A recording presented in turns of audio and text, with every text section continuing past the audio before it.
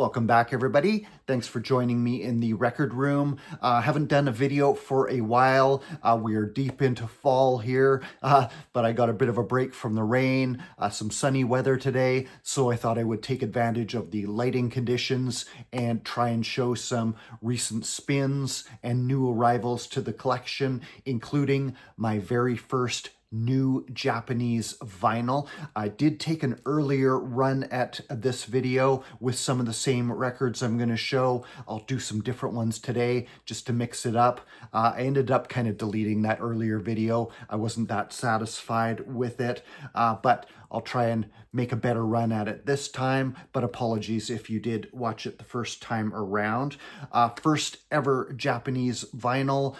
Regular viewers will know I've been on somewhat of a Japanese kick the last little while, watching a lot of shows on Netflix and getting inevitably into a bit of the music, and finally bit the bullet after ordering some CDs from Japan, decided to pick up some vinyl. Had a bit of concern that it would arrive safely from so far away, but no problem whatsoever. Well packed. Arigato CD Japan. First one, Haruomi Hosono, something of one of the pioneers, the Renaissance men of Japanese music, still active today, founding member of psychedelic rock groups April Fool, the folkier Happy End, which was featured in the Lost in Translation film and soundtrack, and then founder of electronic music group, the Yellow Magic Orchestra, by the late 1970s. Copy on Horizon there, exploring electronic music as inspired by Kraftwerk. But in between, he also put out some of his solo albums, beginning with Hosono House. His debut solo album, kind of a rustic woodshedding, back to basics, back to the land approach, inspired by his love of American rock and roll groups like Buffalo Springfield, Crosby, Stills, Nash and Young, and others. And 1975 saw his second solo album, Tropical Dandy, released. This is a brand new 2025 reissue straight out of Japan. It's also been reissued in America by Now Again Records, I believe, on blue vinyl. I was ordering from Japan anyway, so I thought I would just go for their version. Comes with lyric insert, but mostly in Japanese, of course. Haruomi Hosono, the cover perhaps references his grandfather, who was a survivor of the Titanic disaster, the only Japanese person aboard the ship. And this album, he is backed by the band formerly known as Caramel Mama, but renamed Tin Pan Alley here, and takes a somewhat loungy, exotica, very relaxed, very laid-back approach here. Quite chill, like hanging out on a tropical beach with Hosono-san, or perhaps downing a few drinks in some seedy port bar. First track is a cover of Glenn Miller's Chattanooga Choo Choo, but then all original compositions follow, including Hurricane Dorothy, one of my favorites, I think is the third one, called Silk Road in English. Tropical Dandy, brand new reissue of his second 1975 solo album, and the last track features some kind of ambient sound effects of the waves rolling in, which perhaps anticipates the faux Bollywood soundtrack Cochin Moon from a couple of years later, in which he utilized found sounds, field recordings to create a sort of faux film soundtrack. And I also ordered Pacific. This is a mostly instrumental LP that Haruomi Hosono made in combination with Tatsuro Yamashita and Shigeru Suzuki, who had also been in the band Happy End with him. And this, again, very exotica, very lounge flavored, mostly instrumental. Again, something of a soundtrack meant to evoke the feelings of nostalgia, of being on holiday somewhere tropical. But the last track on here, can't read the title, but it's electronic, bleeps and bloops. Doesn't fit at all with what came before on the album, but prefigures what was just around the band with Yellow Magic Orchestra.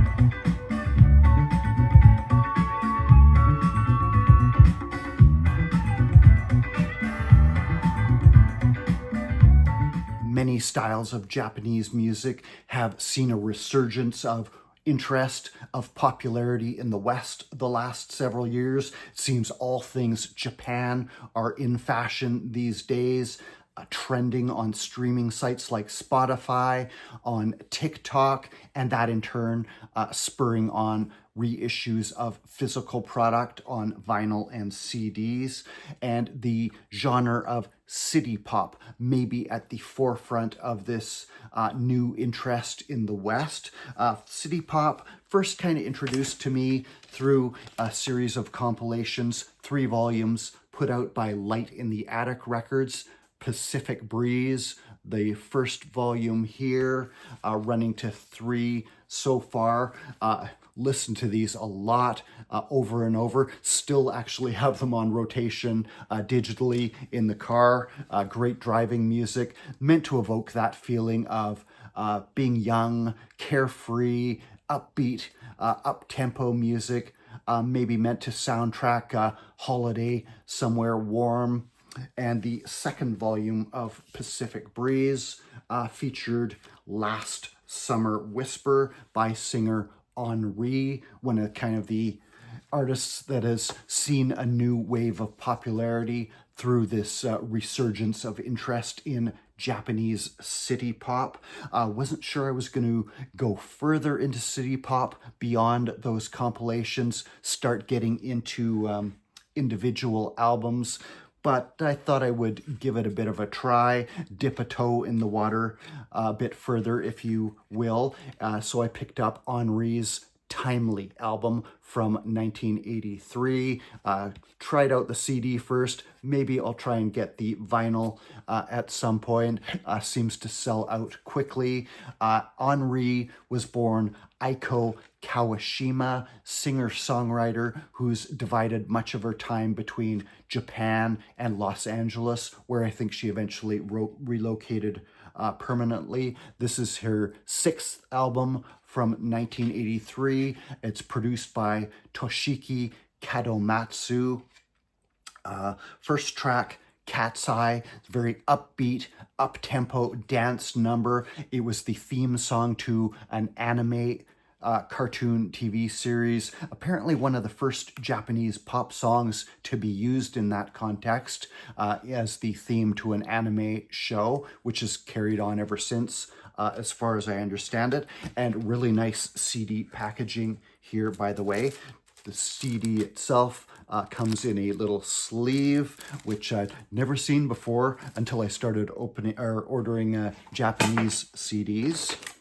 Comes with a fold-out insert with the lyrics, mostly in Japanese, save for the occasional chorus in English, even a fashion calendar with some more photos in there.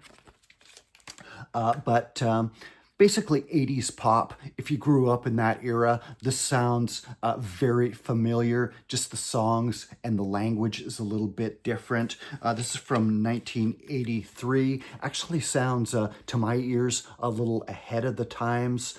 Sounds more 85 to 87-ish. I would say. I remember 1983 being a little quirkier, a little spikier, still some post-punk, and a little more variety going on before that smoother, classic 80s production style really took over, which you'll hear on here. A bit of funk, some slap bass licks, some nice harmonies, very carefully crafted, very carefully produced and sculpted 80s pop music.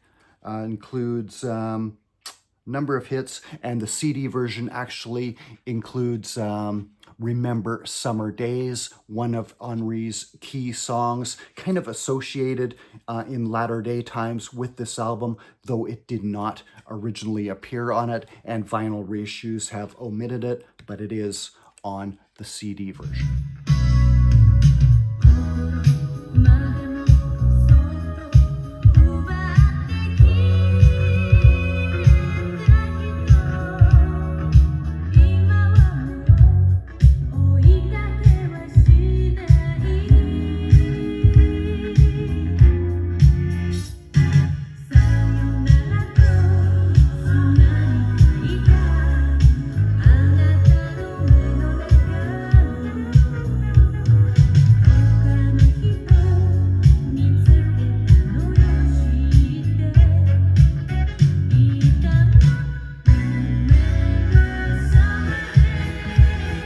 Another brand new reissue straight from Japan that I happened to pick up. A group I was not familiar with until very recently. Started seeing a bunch of mentions of them in various spots. It is Japanese jazz fusion group Casiopea, named after the constellation. Their debut self-titled album, originally released in 1979, been reissued a number of times in very recent years. This is the latest pressing from 2025. A super in-demand album. I guess this group and this album in particular have been trending a lot on Spotify, spurring a lot of interest in the West once again. That similar story. Translucent orange vinyl here. Casiopea were formed in 1976 and recorded this album in 1978, I believe, with guest appearances by Michael and Randy Brecker, plus David Sanborn on horns. There's the guys there. The original album cover was a rather strange green-tinted portrait of the group with what looked like pills in the foreground. They quickly pulled it and replaced it with this race car themed concept, which suits the music perfectly. Jazz fusion, all about technical proficiency. This music is very slick, very high octane, a bit of funk in places. Definitely music to get your motor running to, if you'll forgive the metaphor. But high-powered, high-energy jazz fusion from Japan.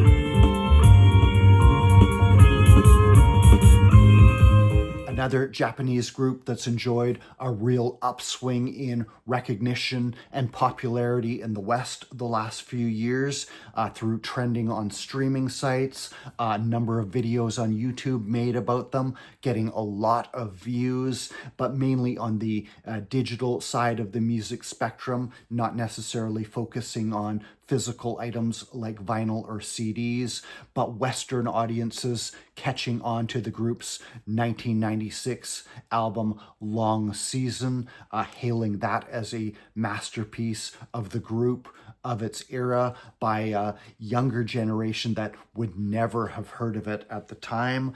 And the group Fishmans' fourth album, 1994's Orange, was one of my very first new Japanese vinyl purchases. Got this at the same time as the Haruomi Hosono Tropical Dandy album. Fishmans, incredibly interesting group. I won't be able to do them justice here. I may do a more in-depth look at them down the road. I've gotten quite obsessed with this group, been listening to them a lot the last months. They were introduced to me through a best of CD that a friend on Instagram sent me several years back. I think she was part Japanese, sent me this CD telling me it was reggae and dub influenced. I listened to it. I could hear that. It was cool, but I then semi-forgot about it until happening to revisit it recently, was blown away, thought I need to dig much deeper into this group. I think I may be on the road to trying to complete their discography on vinyl or CD as much as possible. But my first vinyl purchase was their fourth album, 1994's Orange.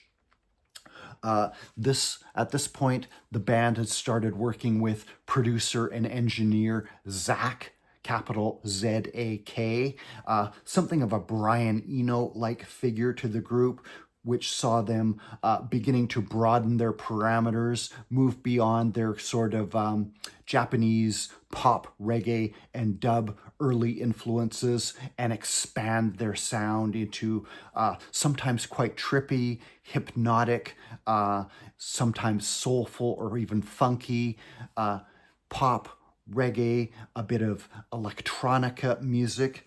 And this is something of their Achtung Baby moment. I think it's the first studio album on which they collaborated with Zak. Comes in hard and fast with the exuberant kaboom with kind of a whistling chorus, goes into the more soulful Wasuramachai Hitatoki, sorry if I'm butchering these names, and the upbeat My Life, seeing lead singer Shinji Sato celebrate the life he's given, while melody, more of an appeal to the spirit of inspiration in music itself, with the appeal to Come On Rockers on side 2, finding the band starting to dip back into their reggae and dub bass heavy roots, with the last track Yoro no Omoi, kind of a loping sing-song funk number, but a much more amplified sound for the group, very much kind of an Achtung Baby moment, a redefinition of who the band was and what they could sound like. And more recently, I picked up, that by the way is from a 30th anniversary reissue series around 2021, 2022. I'm trying to grab these things while they're still in stock in Japan.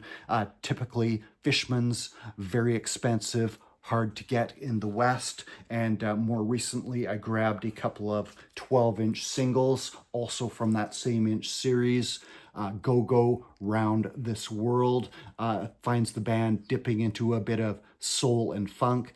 Lead singer Shinji Sato there sadly passed away early in 1999, only 33 years of age, bringing the band's initial run to an end.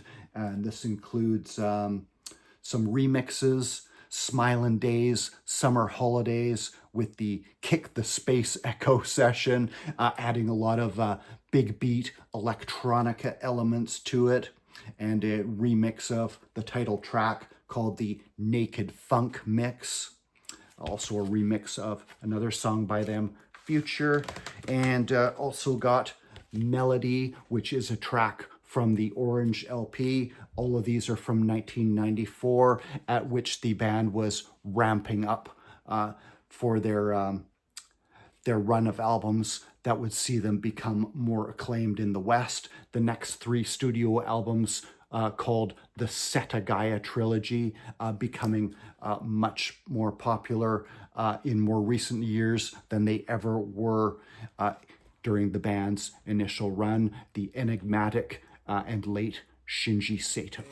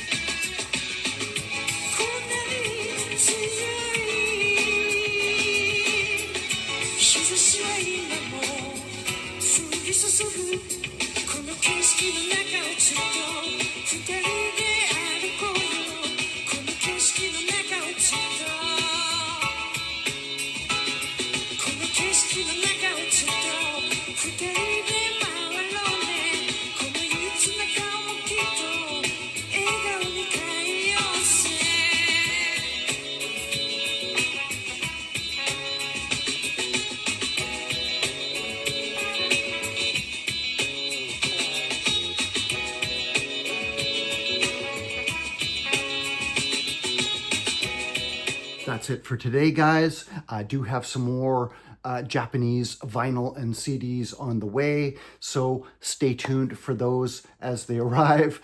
Kind of a new area for me to explore. I haven't been listening to a massive amount of reggae lately, but there will be more of that to come. I definitely have a couple of reggae-themed videos in the pipeline, so stay tuned for those. Thanks for watching. Hope everybody's doing well out there. Cheers and take care.